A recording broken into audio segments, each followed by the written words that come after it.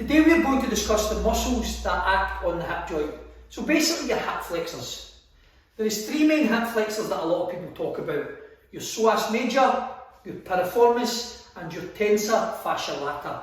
Alright? So we know for a muscle to act on a joint it has to pass that particular joint. So this hip joint, the ball and socket joint, these three muscles pass that and act on it in some way or another.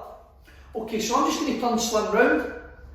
When we talk about your Psoas Major, one of the most common hip flexors that a lot of people discuss, this actually originates up here on your vertebrae.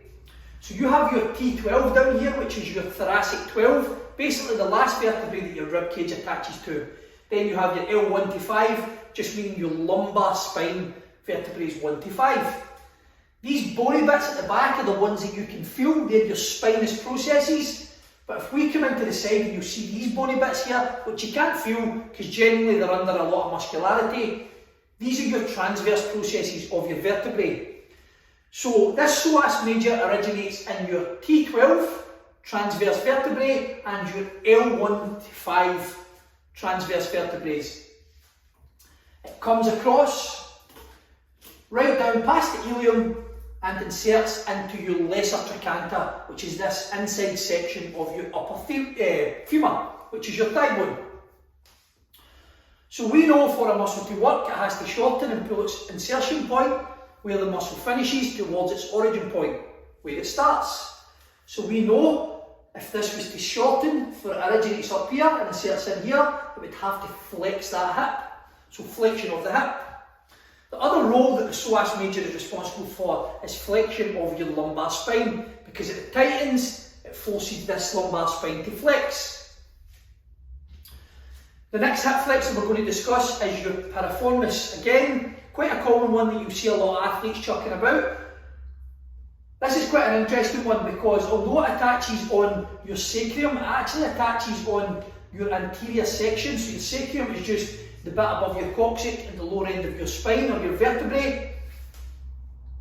What happens is this attaches and originates into the anterior section of your sacrum, comes right across diagonally and inserts into your greater trochanter, which is the outer lateral part of your upper thigh bone, which is your femur. So this is responsible for a few things. What it does is it laterally rotates the hip so long as the thigh is up and the hip's in flexion, and it can also abduct the leg away at the same time. The third one we're going to discuss is your Tensor fascia lata.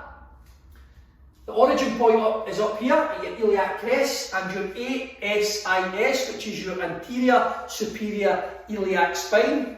Basically the origin point of your sartorius, the muscle that comes diagonal and wraps around your quadriceps. This one comes along down here and it actually inserts into your iliotibial band, so your IT band. The reason it's called your IT band is because it comes from your ilium right down to your tibia. So right outside here, just at the lateral side of your greater trochanter, this is where this teres fascia lata inserts.